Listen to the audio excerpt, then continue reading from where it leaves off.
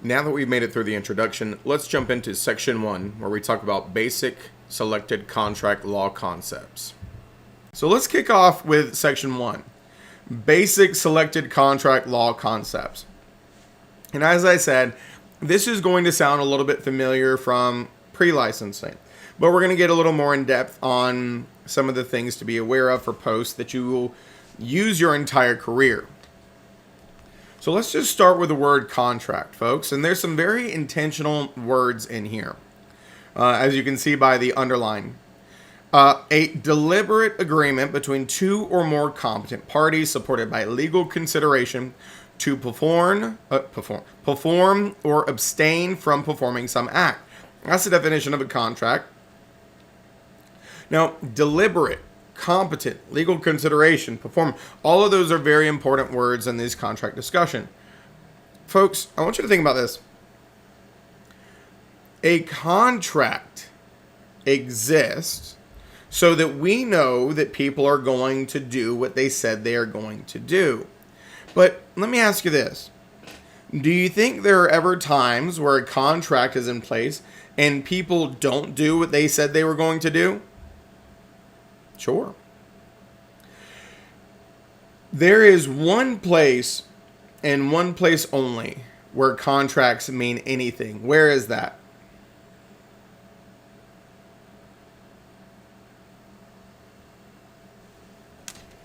Closing? Not closing. I mean, they're important at closing, but...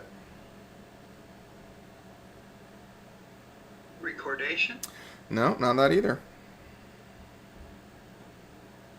Courtroom? Court. That's it. Folks, court. Because listen, if David and I had a conversation right now, and I made David a promise, and he made me a promise, and I didn't fulfill mine, there's probably not much David can do about it, right? As I like to say, sucks to suck, Chuck. The whole point of a contract, folks, if you're not willing to go to court over somebody not doing what they said they're supposed to do when you have a contract, then you shouldn't have even bothered having a contract in the first place. The whole point of having a contract is if you don't fulfill your promise, we could potentially go to court and seek damages, remedies, or force you to do what you said you were going to do. That is the whole point of having a contract. Because if everybody did what they said they were going to do, contracts wouldn't be necessary.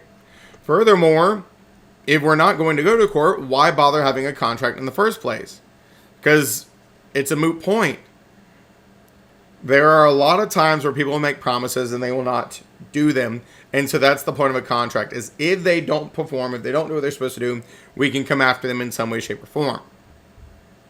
Now let's reintroduce some vocab from pre-licensing and what contracts can be. Contracts can be express. Now remember, express means stated. A lot of people always got hung up thinking express means in writing. Writing is a type of express. And so when I say express, I don't mean like Panda Express, which is where you get Chinese food fast. Okay? This context of express is I'd like to express how angry I am, or let you know. I'd like to express my desire to do this. I'd like to express how I'm feeling. Express means to let you know, to state something. And so it could be orally stated or it could be in writing, but either way, we have stated what it is that we're going to do. So if a contract's expressed, we've had a conversation on what you're doing, what I'm doing. Well, contracts can also be implied. Implied means suggested by our actions. We never clearly stated exactly what we were going to do, but our actions suggested. We knew it, we were comfortable with it, we were with it. And so let me give you an example of implied, folks. Have you ever gone out to eat at a restaurant and sat down at the table, and then after you sit down, somebody comes over and here's what they say to you. Good evening, sir and or madam. Welcome to restaurant. Please understand that we will provide you with a menu. After we give you the menu, you will look through it and decide on something that you would desire to consume. You will inform us of what you desire to consume. We will give it to the kitchen. The kitchen will prepare it promptly, and they will bring it to you for your consumption. Upon the conclusion of your consumption of the food, you will be brought a check. We expect you to pay the check plus gratuity in a timely fashion. And then they hand you a contract and ask you to sign a contract. Has that ever happened to you when you've gone out to eat? Katina, I know you weren't listening because you just said, yes, you signed a contract when you go out to eat. Katina's like, yeah, it happens all the time. All y'all multitasking over there, listen, I can appreciate multitasking, but you got to learn this stuff here. It's important. So have you ever signed a contract saying that you will pay for your food when you go out to eat? No. No is implied. There you go. Your actions suggest, right? When you sit your tuchus at the Chili's and you order some fajitas and some margaritas, they know and you know that you are going to have to pay for it. There is no need to state it. Now, folks, please understand that implied contracts are still enforceable. Don't get so caught up on this.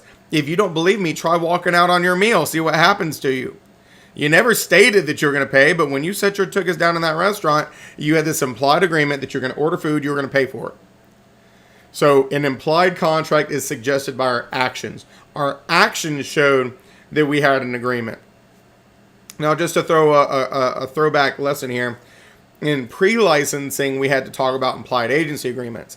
In some states, they recognize implied agency agreements where we just started working together, I just started showing you houses, and ergo we have a relationship. North Carolina does not recognize implied agency agreements. Okay, all of our agreements have to be express, meaning clearly stated. Now, in North Carolina, all of our agency agreements also had to be in writing with the exception of the oral buyer agency agreement. Well, from the NAR lawsuit coming down the pipeline that's about to kick into effect in August, all agency agreements will have to be in writing per that settlement moving forward. So we'll talk more about that as time allows. So contracts can be express or implied. Contracts can also be unilateral and bilateral. Folks, uni means one. Bi means two. Now, let me help you out with something. A lot of people have a tendency to get confused and they start thinking about parties or people. Folks, when I say unilateral, it means one promise. When I say bilateral, it means two promises. Okay? Not people. Folks, there is no such thing as a one people contract. You know the only one that exists? You ready for this? All contracts have to have at least two people, otherwise what's the point of having a contract? The only one person contract, that's called a Weight Watchers contract, folks. It's that self-accountability, right? You sign up, I swear I'm going to do it this time, okay? I'm holding myself accountable. I'm not going to eat the cheesecake. I'm going to put the fork down. But you know what happens with a one-person contract? Late at night, you're going to pretend you didn't sign that. You're going to put it in the shutter. I'm like, I didn't sign nothing. That cheesecake going to be looking real good. So there is always at least two parties to a contract. But unilateral means one promise. Bilateral means two. Well, folks, let me explain to you the most common unilateral contract that we discuss in real estate land. It's called an option to purchase. And we mentioned it a little bit in pre-licensing, but let me explain an option to purchase. That's where I would go to Desiree and I say, Desiree, I think I'd like to buy your house. Would you be willing to sell your house for $600,000? And Desiree says, sure, absolutely. And here's what I say. I say, okay, well, Desiree, how about this? Let's agree that you're willing to sell it for $600,000, but how about this? I'll give you $3,000 to hold that deal for me and give me 3 weeks to decide if I want to buy it or not. And I'll let you know. So it is a unilateral contract because I got this option period that I paid for to decide if I wanted to buy it or not. But she has promised me that if I decide to buy it, she will sell it for $600,000. Folks, have I promised Desiree that I'm going to buy her house? No. There you go. I said, give me 3 weeks to think about it. So there's one promise. Desiree promises to sell if I decide to buy. Unilateral contract. Now, if I decide to exercise my option to purchase, and I go to Desiree and I say, well, hey, yeah, I'm going to buy it for sure. Now we move into a bilateral contract because I promised to buy. She still promised to sell. Well, folks, let me explain something here. An option to purchase works exceptionally similarly to our due diligence period. Think about it. In North Carolina, we use a due diligence style contract, and we will give somebody money, and we'll say, I want this long to decide if I want to move forward or not, and I can terminate for any reason or no reason, but we've still come up with a price that you would sell it for. So due diligence periods, folks, are also unilateral because the seller has promised to sell, but the buyer hasn't promised to buy. They can terminate for any reason or no reason. Now let me explain this. That's why that if you terminate as a buyer during your due diligence period, it's called exercising your unilateral right to terminate. Because you can terminate for any reason or no reason. Well, do you know what we call it if a buyer terminates after the due diligence period in North Carolina?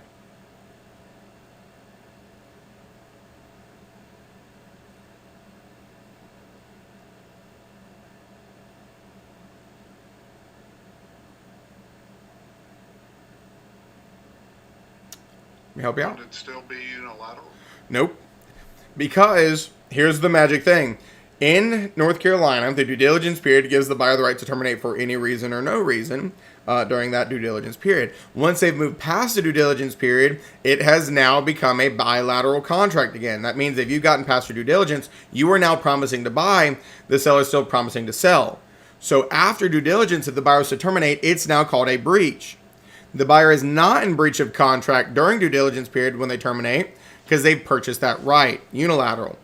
But when they get past due diligence, it becomes a bilateral contract, much like exercising your option to purchase. They work very similarly to each other. Does that make sense? So a bilateral contract means promise for a promise.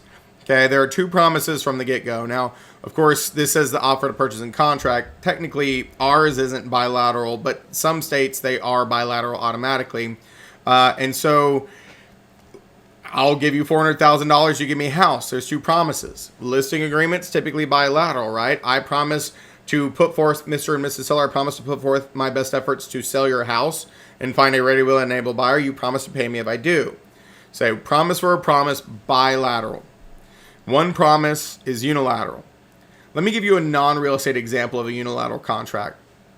If I was to see my neighbor's kid come out one day and I look at him and I say, hey, if you mow my lawn, I'll give you $100. Well, folks, that's unilateral. Because did that teenager promise to mow my lawn? No. But did I promise to pay him if he did? There you go. That's a unilateral contract. If you mow my lawn, I will pay you $100.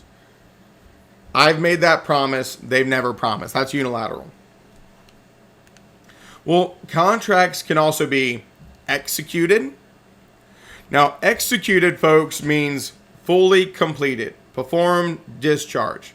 And so in the real estate world, at closing is when it becomes fully executed. Okay, the parties have fulfilled their obligations. Buyer got house, seller got money. That's executed for a real estate contract point of view. Now, don't get this confused in the real world, because to execute means to sign as well. And so here's what's going to happen to you in the real world, and you just got to understand the differentiation. If you send over an offer to a listing agent, and that listing agent and the seller are going to accept it, the seller will sign it, and then the listing agent will send you a copy back. Now, folks, what they very often will say, here is a copy of the fully executed contract. Folks, is there any realm that when you just sent the offer over that deal is already closed? No. And so what they mean is it's signed. So to execute is to sign. And so context would help you understand. In the real world, if they send you back a signed offer, they say, here's the fully executed contract. What they really mean is, here's the signed contract. But from a basic contract law kind of discussion, executed means fully performed, completed, done. Okay, all parties have fulfilled their obligations. The other term is executory. An executory contract is not fully performed. So when you get under contract, but we're still waiting to get to closing, that is an executory contract. So pending, contingent, all of these things are considered executory. Yes, we have a contract. No, it's not fulfilled. Let me also provide a little bit of clarity on the contingent versus pending side of things for the MLS. We're going to talk about contingencies, but a contingency is basically, from a legal point of view, a get out of jail free card. Basically, it would put some restriction that says, well, if this doesn't happen, I don't want to do this. And so there's very common things like financing contingencies or, contingent sale addendums or things of that nature. So in North Carolina, more often what people will do, though, because contingencies aren't necessarily common, even in this market, they're not necessarily common. Do they happen? Yes. If you look in the MLS and you see contingent, more than likely what that means is they're in their due diligence period. So a lot of agents will put it as contingent during the due diligence period because it is contingent on getting through due diligence is what they're doing in their mind. And then after you get through due diligence, they'll move it to pending because now that just means pending closing. That's all we're waiting on. We got through due diligence. Some people don't use it the same way, but just know no matter which way you slice it, if you see contingent or pending, it is under contract in the MLS. And from a basic contract law point of view, we call that an executory contract. Contract in place, but not yet fulfilled.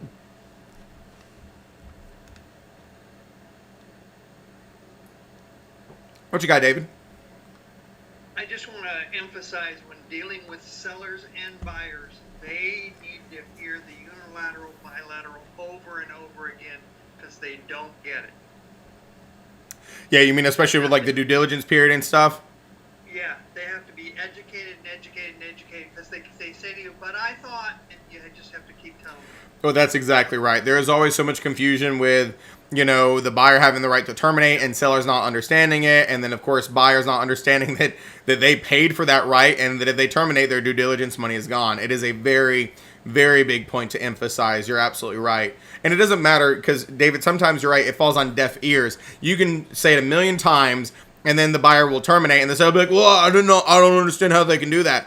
Well, I explained it to you because there's that due diligence period and you get to keep the money. And then same thing with the buyers. Well, I didn't realize I didn't get my money back. Well, you should have been paying attention. And so you're right. You got to say it over and over and over again sometimes, right? Yep. Absolutely true. Let's talk about these other ones. Now, folks, this is where it gets a little more technical, okay?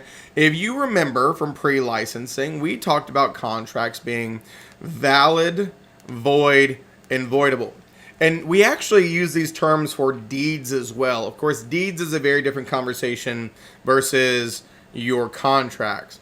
And so here's where I want to just emphasize some key points. When I say valid, a valid contract is one that satisfies all legal contract requirements. Or in other words, it has the essential elements of a valid contract under basic contract law. I want you to hold that thought. I'm going to introduce the essential elements in just a second. Void contract is like having no contract at all. Toss it out. It has zero legal standing at all. Okay, that's a void contract. And voidable is, well, we have a contract, but one party could potentially get out of it.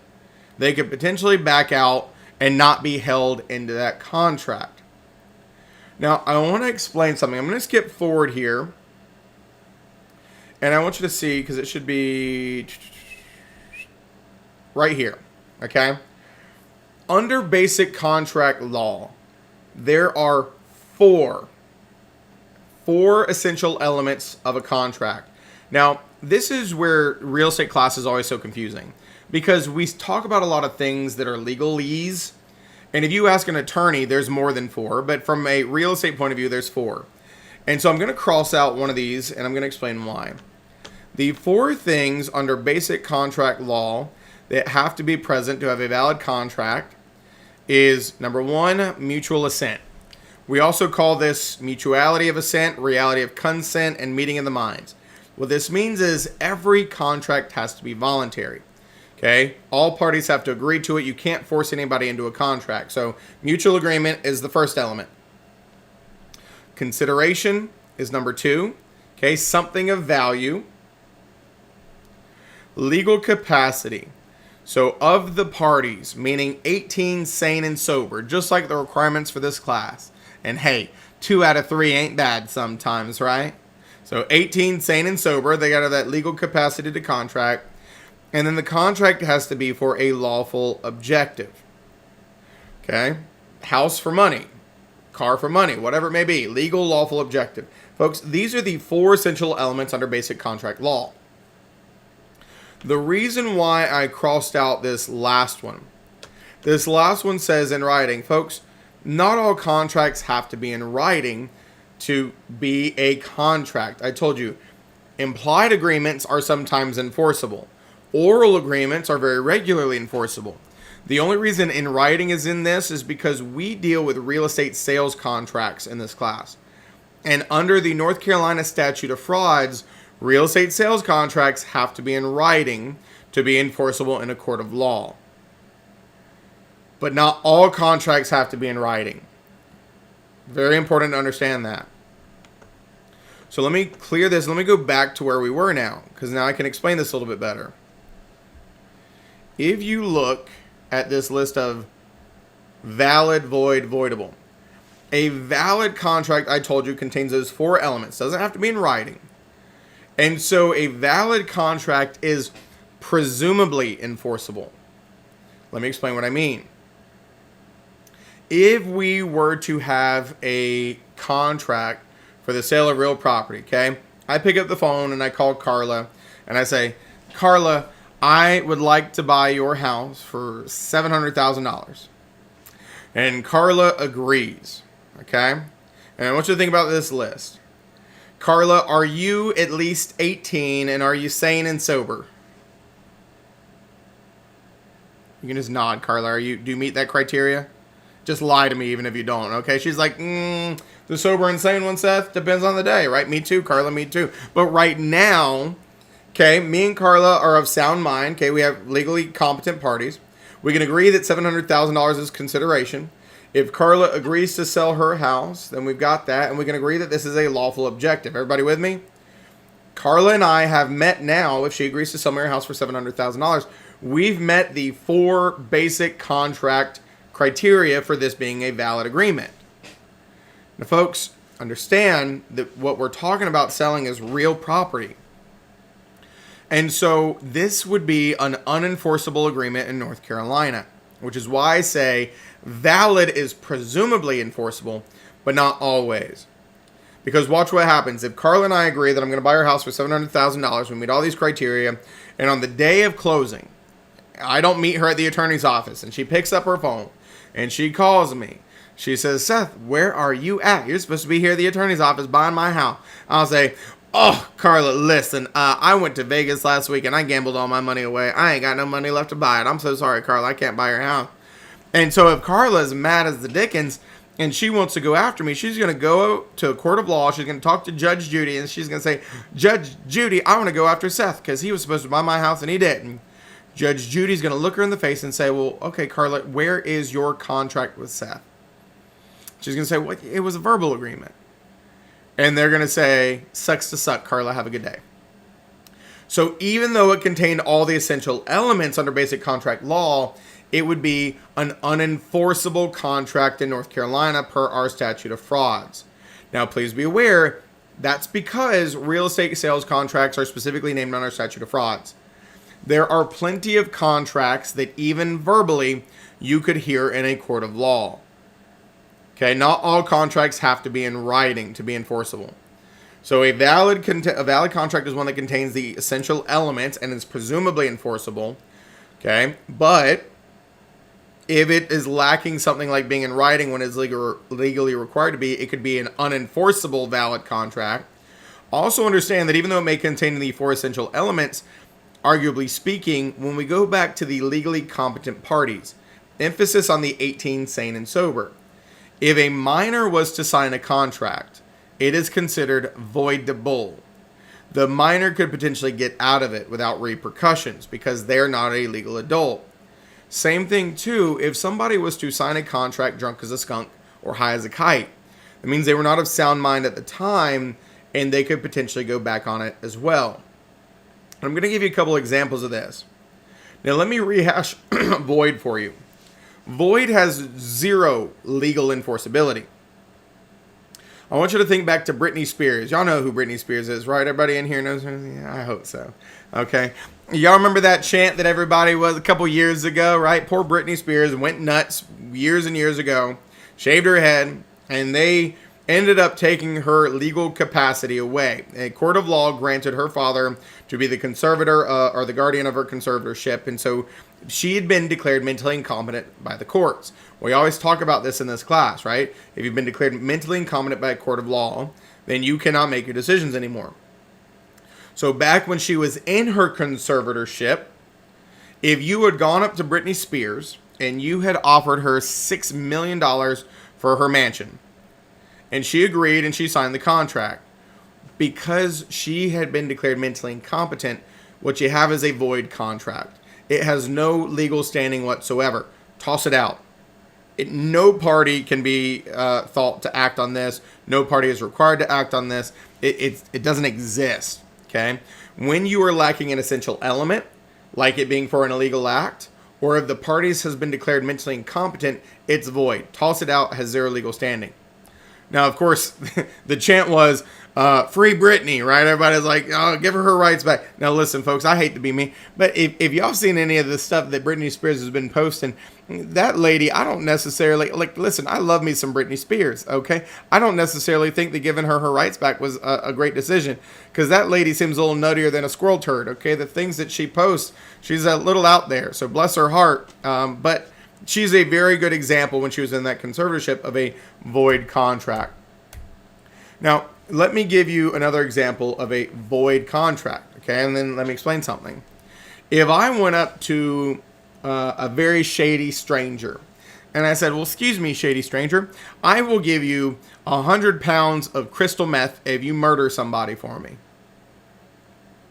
I think we can all agree that that is not just illegal, but that is a super illegal agreement. You with me? Crystal meth in exchange for murder, that's pretty illegal last time I checked. So anytime we have something like that that's illegal, it would be a void contract. Toss it out. Now let me explain something. Just because it's illegal, just because it's void, doesn't mean it can't be fulfilled. Can we all agree that if I offered somebody crystal meth for murder and they murdered somebody and gave them crystal meth, we still fulfilled the void contract?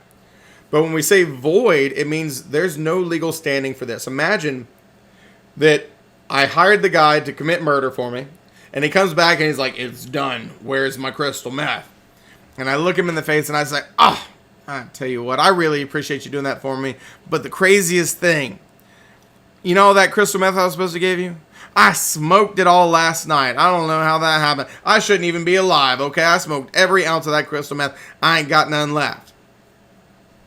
Well, folks, if this gentleman goes to the court of law and says, I'd like to go after Seth because I murdered somebody for him and he promised to give me crystal meth, you know what they're going to say?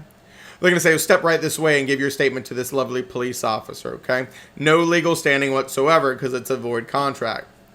Now, also, let me give you two pieces of really good, sound, real-world advice. Number one, don't dabble in crystal meth or hiring people to kill people, okay? And number two, if you ever do, make sure you pay that man, okay? Whatever you promise. Listen, the last person you don't want to pay is the person who's willing to kill people for a living, all right? You make sure that you pay them whatever you promise, but don't do that because it's highly illegal.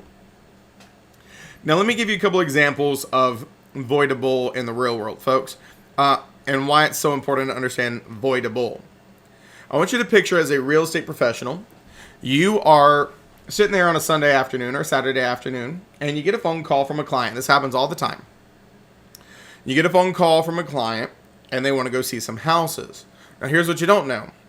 Your client on this Saturday afternoon was sitting by the pool in their neighborhood, sipping a couple Mai Tais, having a good old time. And they pick up the phone, they call you, they find a house on Zillow as they're sitting there scrolling, and they want to go see one. And you take your client to go see this house. They love it, and they want to put in an offer on it.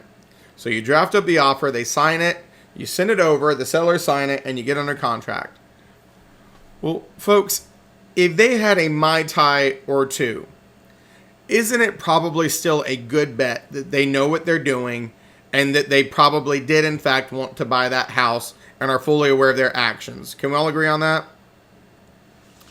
So that's why we don't consider it void, because there's, some under the influence. If you're drunk as a skunk, high as a kite, or you had anything to drink or smoked anything or whatever, it's voidable. Okay, I'm going to go back to voidable here for a second.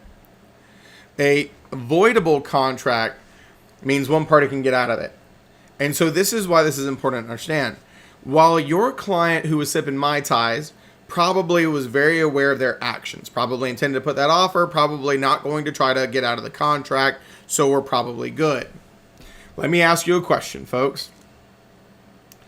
Have you ever had a night, a day, or whatever, where you had a few too many drinkies, and you woke up the next morning and you said, oh my God, I don't remember anything about last night? Yeah, that ever happened to any of y'all? Desiree's been, me too. Okay, well, Carla, listen, okay. I mean, some of y'all just doing a lot better than me. Here's the point, folks. Whether you have or you haven't, I think we can all agree that there is a big differentiation between people and how they hold their liquor and how they feel and whatnot. Because there are two types of people in this world, okay? There are the people who get a little tipsy and they remember everything they did. And they're like, you remember my dance moves last night? I was killing it on the dance floor, right? And then there's the other people that wake up like, there's videos of me doing what? The stanky leg? I don't even know that dance. What did I do good? Right? You don't remember anything. And so that's why we don't void the contract. Is there a good chance that you are very aware of your actions and you are going to stick in the contract? Yes. But because of the way that people can be inebriated and not remember things they did, you would be potentially able to get out of the contract if you could prove that you were under the influence. So let me give you one last example here, folks. Let's say that Katina and I are sitting at the bar having a couple glasses of Chardonnay, and a couple glasses turns into 6 or 7 bottles of Chardonnay, okay? And we are tipsy with a capital T. And in the midst of that drinking fest, I offer to sell Katina my house for $100 because she's a good friend. And I wake up the next morning from a text from Katina saying, Seth, thanks so much for agreeing to sell me your house for $100. You're such a good friend. And I said, I did what now? And so I reached out to Katina. I said, Katina, listen, girl, you know we had like 17 bottles of wine last night, okay? I'm not selling you my house for $100. Okay, let's just go ahead and stop that right now. She's like, I got the contract. I'm buying your house for $100. Well, folks, this is where I would be able to go to the courts and I could say, well, hey, we had 17 bottles of wine. Here's the receipt. I got a $600 bar tab. You can ask the bartender. I can get testimony from the bartender. If I can prove that I was under the influence, they're going to let me out of that contract. Okay, that's what we mean by voidable. Also, please understand that it's not like a magic out where I can just say, I was drunk. Okay, please be aware you can't just say you were drunk and get out of every contract. Can you imagine? You go and sign a 3-year gym membership. You take this class. You're like, wait a second. Means I can get out of my gym membership. You walk in there like 6 months after signing up for it and like, I want to get out of my gym membership. I was drunk when I signed up. They look at the records like, you signed up at 7 a.m. on a Tuesday. You're like, well, you don't tell me how to live my life. I was drunk at 7 a.m. on a Tuesday, right?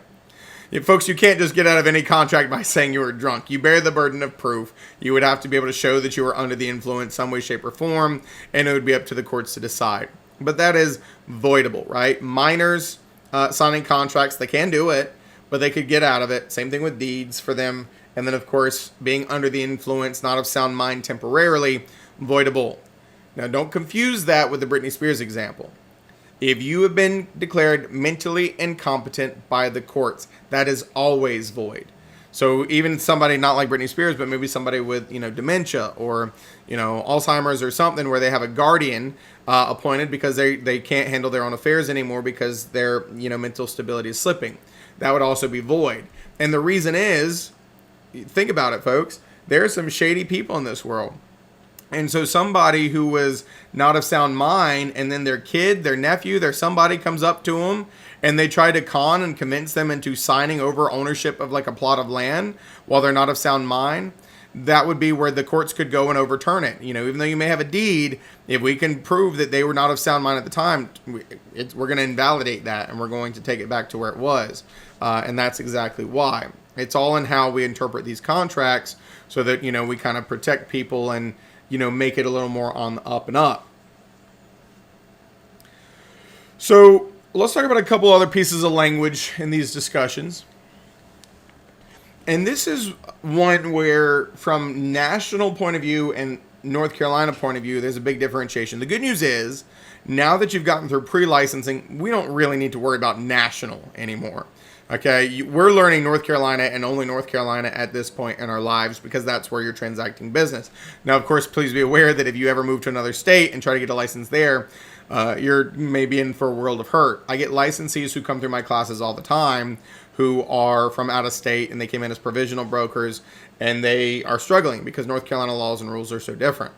But here's the clarification, okay? We've got two different types of documents in this contract conversation called an addenda and an amendment. Now, addenda is the plural. The singular is an addendum. And here's how we look at these in North Carolina. I want you to look at that word addendum, and it's got that root word of add, A-D-D. In North Carolina, an addendum is a document that we would add to the initial contract as part of the offer. And so we've got a lot of different standard addenda. The additional provisions addendum, the FHAVA financing addendum, the additional signatures addendum, short sale addendum, lead-based paint hazard addendum. We got a lot. And so sometimes your contract isn't enough to cover all bases as a standalone. And so we would add on to it with these addenda. Not to be confused with this other one, which is called an amendment. Okay? An amendment, it's kind of like you think back to the Constitution or like legal documents. The amendment to the Constitution. Well, they changed it and added stuff. The amendment to the Fair Housing Act. The amendment to the Residential Property Disclosure Act. To amend something is to change something. A legal something at that. And so when we're talking about amendments in this contracts and closings class, it means you made a change to a legal document like a contract. If we want to change the closing date and all parties agree, that's an amendment. If we want to change the purchase price, all parties agree, that's an amendment. We are making a change to the already existing legal document, the contract. An addenda is supposed to be added in as part of the initial offer and contract formation. And in some states, as I said, which we don't really need to worry about it now, they will basically use these interchangeably. North Carolina, we kind of look at them the way that I just explained them to you. So you've already seen this list, okay? And the reason why in writing is in here because we are dealing with real estate sales contracts, and so they typically do need to be in writing. So the essential elements of a contract under basic contract law is the first four: mutual agreement, consideration, legal capacity of the parties, and of course for a lawful objective. In writing only exists because of the statute of frauds. Well, let's focus on number one first, folks. As I said, every contract is voluntary. If I looked at David and I said, David, I'll give you $5 for your house. Folks, what did I just do? I made an offer. I made a terrible, terrible offer. Folks, we can all agree, just because I said it doesn't mean we have a contract. David's going to say absolutely not. He's going to laugh in my face. And so that is going to be a rejection. So you cannot get under contract. You can't form a contract unless all parties agree. But they do all start with an offer. And so that's the starting point. So, hey, here's what I'm willing to give you. Are you willing to accept it? And so I want to explain to you about offers, folks. In the real estate world, when you send an offer, we've got all this paperwork and we're going to put the terms on it, right?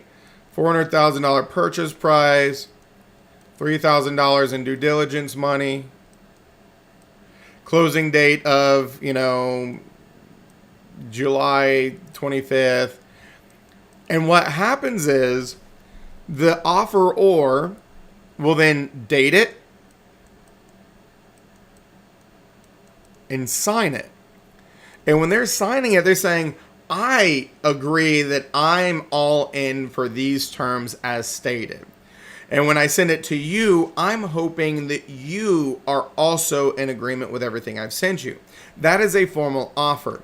You need to think of an offer as something that can be accepted. And so it goes from offeror to offeree. And the way that we get under contract, folks, the way that we actually accept it, you would sign it and date it as the offeree. Oops, I guess it was the 8th that I was using as an example. You would sign it and date it as the offeree with no changes, and then you have to communicate that acceptance back to the offeror or the offeror's agent. And that's how I want you to think of offers, okay? They are in a sense that they can be accepted. And if I go back to David and I say, David, I'll give you $400,000 for his house, for your house, that is an offer, but that can't be accepted because it's not in writing. So I want you to think of offers as we put in all the terms, we've signed it, we're now just waiting on your signatures with no changes, and then communicating that acceptance back. Now, we're going to get into it more in just a second, but I also want you to think of a counteroffer as something formal that can be accepted as well. Think about it. If I send this offer to David, for example, I'm the offeror, David's over here as the offeree, and let's say that he likes everything except my offer purchase price. He's got all the terms, they're written out. So here's what David does. He puts a strike through. He says 405. Then he initials and dates that change. And he signs it, and then he sends it back to me. Well, folks, that is a counteroffer. That is a formal counteroffer, because now what happens is my offer's dead, and our roles switch. He killed my offer. Now David is the offeror, and I am the offeree. And so the roles have switched. And now what this would depend on is, now that it's come back with 405 and his initials, I would have to now just decide if I wanted to accept this one change. And if I do, I would initial and date that change and then communicate that acceptance back to him. And then we'd be under contract. So you should always think about offers in a sense that they can actually be accepted. So the offer is sent in a way that we say, okay, I like this, I hope you do too. So it always starts with the offeror, goes to the offeree. Now understand this powerful statement, folks. In order to get under contract, communication is always made of the acceptance. It has to be communicated back to the offeror or the offeror's agent. Okay, the offeror or the offeror's agent. So the other thing that we have to point out is it cannot be what we call illusionary, which means without consideration. And so let me give you an example of an illusionary contract. If you've ever heard of wholesaling, there are TikTok gurus out there that'll suggest to you that if you go and you offer, a seller $100,000 for their house, and then you get under contract to buy their house, and then you turn around and you sell that contract to somebody else. That's called wholesaling. The problem is the people going out and trying to get under contract to buy these houses don't have but like $5 in their bank account. Well, folks, if you offer to pay somebody $100,000 for a house, but you don't have it, that's what we call an illusory or illusionary contract. There is no actual consideration because you can't do it. You don't have that money. And so they cannot be forced into that contract if you don't actually have the money to do it. The other thing to be aware of is if you try to mislead somebody, like lying about how much you're going to give them. For example, if you're into cryptocurrency, I'm not really, but if you said, well, I'll give you 1 million Shiba Inu cryptocurrency for your house. Folks, that's about $3.50, okay? $3.50 for 1 million Shiba Inu, all right? That would make it seem like you're giving them a lot of money, but you're not, so you're trying to trick them. So cannot be illusory or illusionary where it lacks consideration or you're trying to trick them. So the biggest thing is this acceptance piece, folks. When we send the offer, I want you to think of an offer. Here's what I like to do, because we're going to be killing offers. And so you have to think of it as a living thing. And in this example, it gets very morbid if we start thinking about something, cute and cuddly like a bunny. And so I always like to tell my students, I want you to think of an offer as flowers, okay? So think of an offer as flowers. When you give somebody flowers, they are technically alive. And if they take care of them, they will continue to live for a period of time.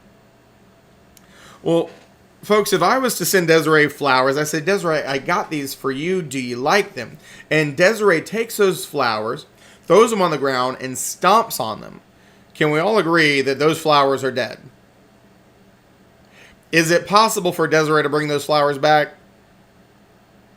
No. They're dead. Now, Desiree could buy the exact same flowers and give them back to me. You agree? But the flowers I gave her are dead. And that's exactly what I want you to think about with offers. If you give somebody this offer and they kill it, they can't bring it back.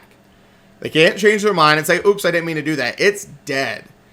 And so if I send Desiree an offer for $400,000, again, and she says no,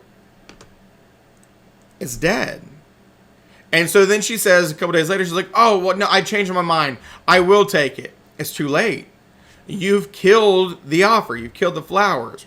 Her only option then would be to send the same flowers or offer back to me. She could then turn around and say, okay, well, I changed my mind, Seth. Here's an offer for $400,000 I'm sending you.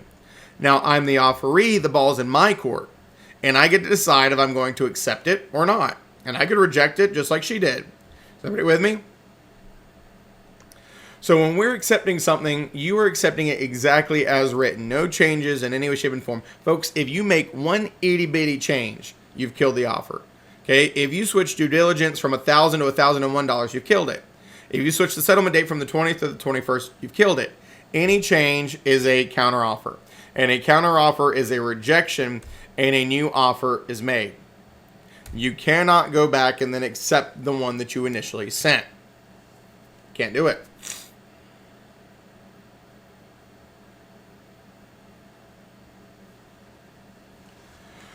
So here's where we get into some of the nuances of this communication, folks. I told you offers should be sent in a very formal way, okay, in a sense where they can be accepted. Well, then you've got to communicate that acceptance back. Now, understand, signature is important.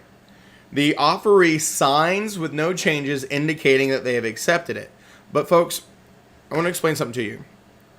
If I send that offeree of $400,000 to Desiree, and Desiree's at her house and I'm at mine, and she signs it with no changes, and we're not on Zoom like we are now, do I know that Desiree signed that document? No. So what's stopping Desiree from putting it in the shredder and pretending she didn't? Nothing. And so even though you've signed it, does not make us under contract. You are not under contract until it has been communicated to the offeror or the offeror's agent. You have to let them know, hey, I've signed it, we're under contract. That's the most important piece. Signature is indicative of acceptance, but we don't actually have a contract until you have told me, right? When Desiree picks up the phone and calls me and says, Seth, I've signed your offer. Now we're under contract. Now it's official. Now, this communication, believe it or not, can happen in just about any which way you can think of. She could pick up the phone and call me and say it over the phone. She could tell me in person. She could deliver it to me in writing. She could email it to me. She could mail it. She could telegraph it. She could fax it. She could snail mail it. She could probably send a carrier pigeon, if we're being completely honest, folks. She could probably do smoke signals. She could probably do telegraph.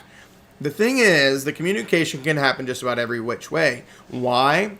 Because of something called the UETA. UETA is going to be on a slide in a moment. It is the Uniform Electronic Transactions Act. It says communication can happen in any which way. So if she texts me and says, I've accepted it, we're under contract. If she calls me, if she emails me, if whatever.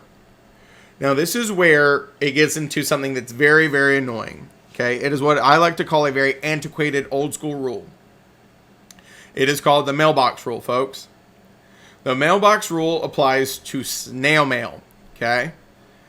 Now, please understand that this only applies, this is important, to communication of acceptance only.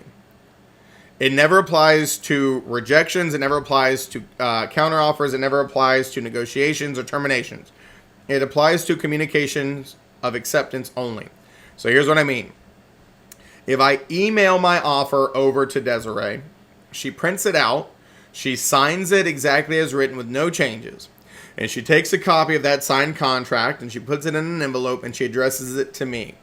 and she puts it in the mailbox. Once the United States Postal Service has picked it up, we are under contract. Now, folks, I want you to think about what that means. Do I have any idea that we're under contract? No.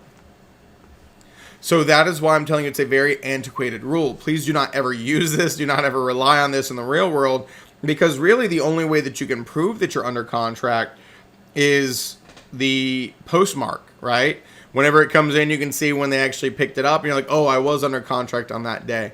But it's this crazy rule that says when the United States Postal Service, when it's been mailed, it is effectively communicated, and we are under contract even though the offeror hasn't seen it yet. So we don't use this, but it is technically legally still in place in today's day and age. So keep that in mind.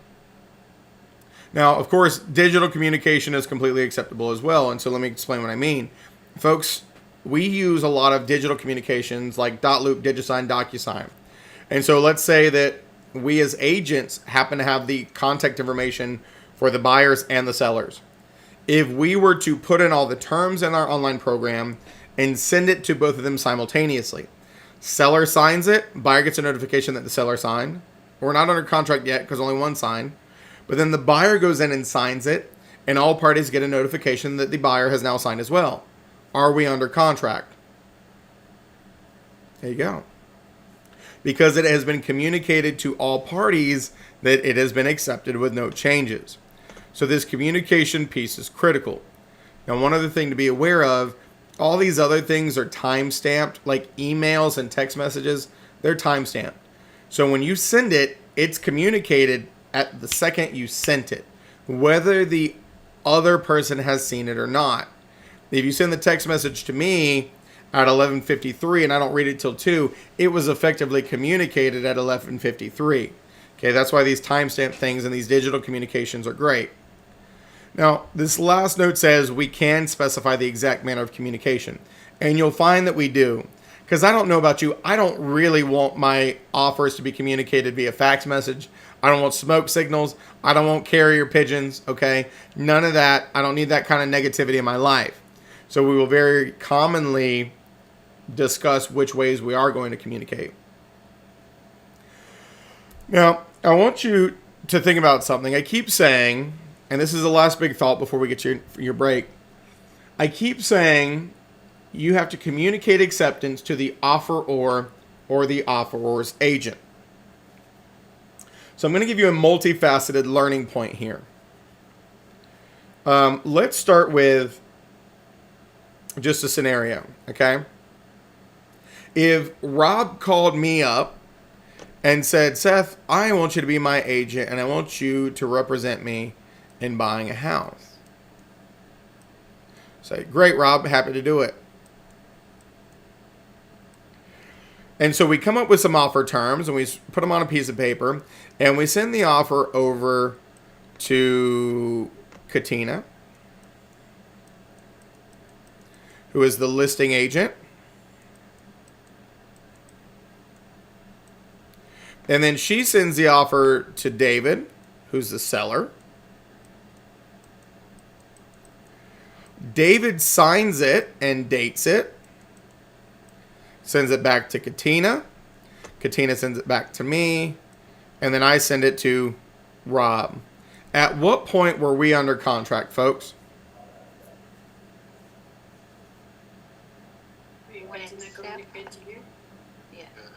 When it was sent to me?